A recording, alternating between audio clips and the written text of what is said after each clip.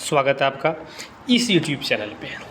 तो आप लोग इसमें जो हम लोग देखेंगे वो क्लास 12वीं, ठीक है, क्लास 12वीं का जो भूगोल का आर्ट्स वाले बच्चे के लिए जो भूगोल का वीकली टेस्ट होगा, जो प्रोजेक्ट रेल के तहत से लिया जा रहा है, ठीक है, और जो भी ये वीकली टेस्ट है जो सैटरडे को होगा उससे रिलेटेड वीवीआई प्रश्न हम लोग देखेंगे। तो वीडियो को आप अंत तक देखिएगा। चैनल के ऊपर आप नए होंगे तो चैनल को सब्सक्राइब भी कर लीजिएगा, ठीक है, वीडियो को लाइक कर दीजिएगा। और साथियों बताते चले कि अभी तक हम लोग 2 पार्ट और देखे हुए हैं, आप उसको भी जाके देख सकते हैं, ठीक है।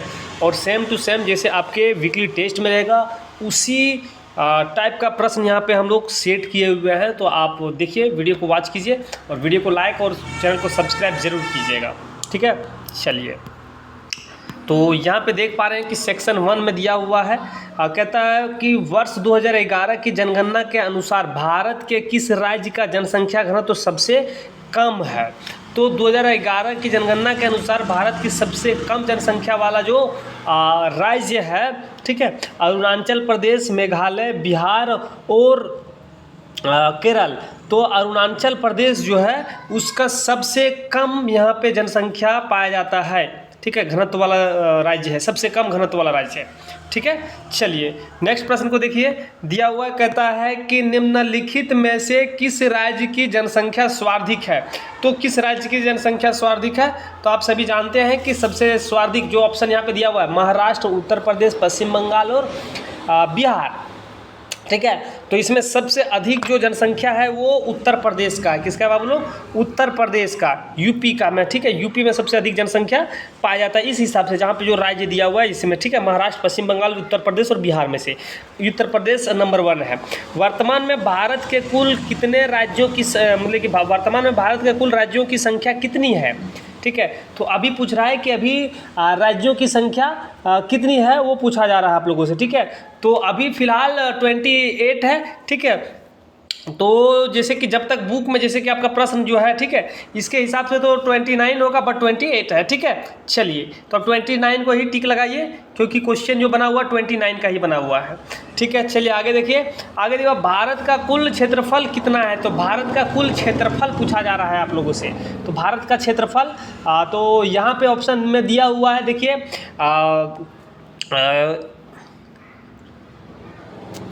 32,87,263 वर्ग किलोमीटर, जो ऑप्शन नंबर का में दिया हुआ है, ठीक है। इतना वर्ग कुल भारत का कुल क्षेत्रफल इतना है, ठीक है। चलिए 32,87,000, 32,87,000, इकाई दाएं सैकड़ा हज़ार 10,000 लाख 10 लाख, 32,87,263 वर्ग किलोमीटर इतना भारत की कुल क्षेत्रफल है। तो आप लोग इसको याद रखिएगा, ठीक है, आपके बोर्ड परीक्षा के लिए भी है और आगे कुछ बातचीत करने के लिए भी है। इसमें ये प्रश्न वीवीआई है। चलिए आगे देखिए, आगे प्रश्न दिया हुआ है, कहता है कि भारत में विश्व की कुल कितनी प्रतिशत जनसंख्या, ठीक है, जनसंख्या निवास करती है। तो भारत में विश्व की कुल कितने प्रतिशत जनसंख्या निवास करती है, मतलब भारत में टोटल पॉपुलेशन जो है पूरे वर्ल्ड में, उसमें से भारत का पॉपुलेशन कितना, भारत के जनसंख्या कितना है वो पूछ रहा है। भारत में कितना जनसंख्या है टोटल में से, तो ठीक है। तो बताते चले कि 18% नहीं दिया हुआ है ना, तो 18% के करीब देखिए यहाँ पे ये दिया हुआ है, देखिए यहाँ पे 17.64%, इतना परसेंट कुल जितना विश्व में है से उसमें से 17.5% के करीब भारत में लोग रहते हैं, ठीक। चलिए आगे देखिए, आगे दिया हुआ है फ्रेडरिक रेटजेल की शिष्य का नाम बताइए। तो फ्रेडरिक रेटजेल का शिष्य का नाम जो है, शिष्य का नाम क्या होगा, तो ऑप्शन में देख सकते हैं कि यहाँ पे दिया हुआ है कुमारी एलेन सैंपल जो है, ठीक है, वो होगा आपका ऑप्शन नंबर का सही हो जाएगा, ठीक है।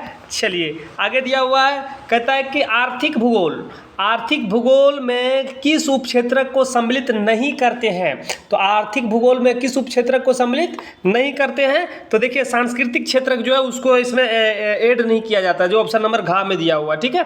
चलिए आगे दिया हुआ प्रश्न, प्रश्न दिया हुआ कहता है कि संभववाद की अवधारणा में किस घटक को ज़्यादा महत्वपूर्ण माना गया है। तो संभववाद जो है, संभववाद की अवधारणा में किस घटक को सबसे ज़्यादा महत्वपूर्ण माना गया है। तो ऑप्शन जैसे कि दिया हुआ है यहाँ पे, ठीक है, तो मानवीय घटक जो है उसको सबसे ज़्यादा महत्वपूर्ण दिया गया है, तो मानवीय घटक ऑप्शन नंबर का आपका सही हो जाएगा। ठीक है, चलिए आगे देखिए, आगे दिया हुआ है, कहता है कि मार्क्स, ठीक है, मार्क्स के सिद्धांत का उपयोग किस विचारधारा के अंतर्गत किया गया है। तो मार्क्स के विचारधारा का उपयोग जो है, सिद्धांत का उपयोग किस विचारधारा के अंतर्गत किया गया है। तो देखिए यहाँ पे कल्याणपरक अथवा मानवतावाद की विचारधारा, अमूलवादी अथवा रेडिकल विचारधारा। ठीक है, तो यहाँ पे देखिए ऑप्शन दिया हुआ है ख में अमूलवादी तथा रेडिकल विचारधारा के अंतर्गत किया गया है। ठीक है, चलिए आगे दिया हुआ है, कहता है कि 1990 का दशक भूगोल के किस उपागम के लिए जाना जाता है। तो 1990 का दशक भूगोल के लिए जो किस उपागम के लिए जाना जाता है, तो आधुनिकवाद, ठीक है, आधुनिकतावाद के लिए जाना जाता है, जो ऑप्शन नंबर का में दिया हुआ है। ठीक है, तो चलिए बाबू लोग ये हम लोग देखें, फिर आगे कुछ प्रश्न हम लोग देख लेते हैं। ठीक है, सेक्शन बी, इसी तरह से आप लोग का सेक्शन बी लिखा हुआ रहेगा और उसमें 2 प्रश्न पूछे जाएंगे, 2-2 नंबर वाले प्रश्न रहेगा। तो राजनीतिक भूगोल के 2 उपशाखाओं के नाम लिखिए। तो राजनीतिक भूगोल के 2 उपशाखा है, एक निर्वाचन भूगोल और दूसरा सैन्य भूगोल। ठीक है, चलिए आगे देखिए, दिया हुआ है कृषि जनसंख्या के अंतर्गत, नेक्स्ट क्वेश्चन, कृषि जनसंख्या के अंतर्गत सम्मिलित है। तो कृषि जनसंख्या के अंतर्गत सम्मिलित जो है वो कृषि जनसंख्या के अंतर्गत कृषि मजदूर और उनके परिवार के सदस्य सम्मिलित रहेंगे। ठीक है, नेक्स्ट देखिए आगे दिया हुआ है, ध्यान से आप देखिएगा, दिया हुआ है सेक्शन सी, इसी तरह से आप लोग का सेक्शन सी रहेगा और जो 2 प्रश्न पूछे जाएंगे और उसमें से 3 नंबर वाला प्रश्न रहेगा। ठीक है, तो प्रश्न को देखिए, भारत सरकार की 2015 में कौशल विकास तथा उद्यमिता के लिए बनाई नीति के उद्देश्य बताइए। तो 2015 में जो भी नीति बनाया था उसका उद्देश्य क्या था, उसको समझिए। तो भारत सरकार ने 2015 में कौशल विकास तथा उद्यमिता के लिए नीति बनाई है, जिसका उद्देश्य देश भर में हो रहे कौशल से संबंधित गतिविधियों के लिए एक रूपरेखा प्रदान करना है। ठीक है, साथ ही साथ में क्या है कि इन सभी गतिविधियों को एक मानक के रूप में के साथ बांधना, एक मानक के रूप में बांधना था, बांधना तथा विभिन्न कौशलों को इनके भाग केंद्र के साथ जोड़ना या आने के लिए प्रोत्साहित करना था। ठीक है, तो ये था भारत सरकार के 2015 कौशल विकास नीति के उद्देश्य। ठीक है, अब चलिए नेक्स्ट प्रश्न और हम लोग देख लेते हैं। तो दिया हुआ है, कहता है कृषि सेक्टर में भारतीय श्रमिकों का सर्वाधिक अंश संलग्न है, मतलब कि स्पष्ट कीजिए। तो भारत जो है एक कृषि प्रधान देश है। ठीक है, यहाँ का जनसंख्या का एक बड़ा भाग अपनी आजीविका के लिए कृषि कार्य करता है। ठीक है, यहाँ जो भारत की जो जनसंख्या का एक बहुत बड़ा हिस्सा यहाँ पे आजीविका का कार्य करता है, कृषि का कार्य, आजीविका के लिए कृषि का कार्य करता है। अतः कृषि सेक्टर में भारत श्रमिकों की सर्वाधिक लगभग 54.6% कृषक एवं कृषक मजदूर होते हैं। ठीक है, ये था कृषि सेक्टर के श्रमिकों के लिए सर्वाधिक अंश संग्रहण जो था इसके बारे में। नेक्स्ट प्रश्न को हम लोग देखते हैं, जो सेक्शन डी है, इसमें लॉन्ग वाले प्रश्न पूछा जाएगा आप लोगों से। ठीक है, तो इसको थोड़ा सा सही से आप लोग देख लीजिएगा। दिया हुआ है कि अपनी आरंभिक अवस्था में मानव प्रकृति से अधिक प्रभावित हुआ, इस कथन की पुष्टि कीजिए। तो इस कथन की पुष्टि के लिए, जो अपनी आरंभिक अवस्था में मानव प्रकृति से अधिक प्रभावित हुआ, इस कथन की पुष्टि क्या है। तो अपनी आरंभिक अवस्था में मानव की प्रकृति के लिए ये जो इस कथन का पुष्टि निम्नलिखित इस प्रकार से है।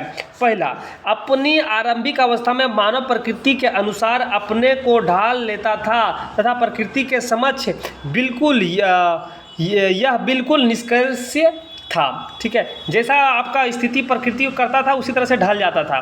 दूसरा दिया हुआ है कि इस अवस्था में मनुष्य प्रकृति की सुनता था। जो भी ये अवस्था था, जो कहानी बात बोला गया उसमें क्या है कि इस अवस्था में मनुष्य प्रकृति की सुनता था और प्रकृति की प्रचंडता से भयभीत रहता था तथा प्रकृति की पूजा करता था। ठीक है, और प्रकृति के अनुसार अपने आप को ढाल लेने की अवस्था को ही पर्यावरण या निश्चयवाद कहा गया था। ठीक है, तो ये सब पहले प्रकृति से होता था, प्रकृति से डरता था, जो भी प्रकृति जिस तरह से मोड़ना चाहते थे उस तरह से मुड़ता था, लेकिन अभी अपोजिट हो रहा है।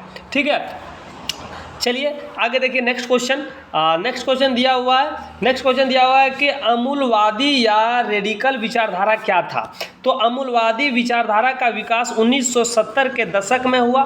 यह एक विचारधारा मार्क्सवादी सिद्धांतों का उपयोग करते हुए पूरे विश्व में व्यापित मानवीय समस्याओं जैसे गरीबी, भूखमरी, बीमारी, जातिवाद, रंगभेद आदि का अध्ययन करती है। इस विचारधारा का मानना है कि पूंजीवाद के विकास के कारण ही इन समस्याओं का जन्म होता है। यह विचारधारा एक ऐसी सामाजिक आर्थिक व्यवस्था पर बल देती है जिसके अंतर्गत विश्व के समस्त निवासियों का विश्व के संसाधनों पर समान स्वामित्व एवं नियंत्रण हो। ठीक है, तो ये विचारधारा था। अब मतलब कि रेडिकल विचारधारा इस प्रकार से था। ठीक है, तो उम्मीद करते हैं कि साथियों ये प्रश्न जो आप देखें ये आपके वीकली टेस्ट में शामिल हो और आप ज़्यादा से ज़्यादा वीकली टेस्ट में नंबर लाएं। ठीक है, तो चलिए आप सभी जितने भी हमारे पार्ट जो अपलोड किया सेट 1, सेट 2, सेट 3 ये है आपका, ये तीनों सेट को देख कर जाइए और आपके बोर्ड जो वीकली टेस्ट है उसमें इसी के अंदर से क्वेश्चन पूछा जाएगा। तो चलिए हम लोग वीडियो को यहीं पे समाप्त करते हैं, फिर मिलते हैं नए पार्ट लेकर। तब तक आपसे अलविदा लेते हैं। जय हिंद।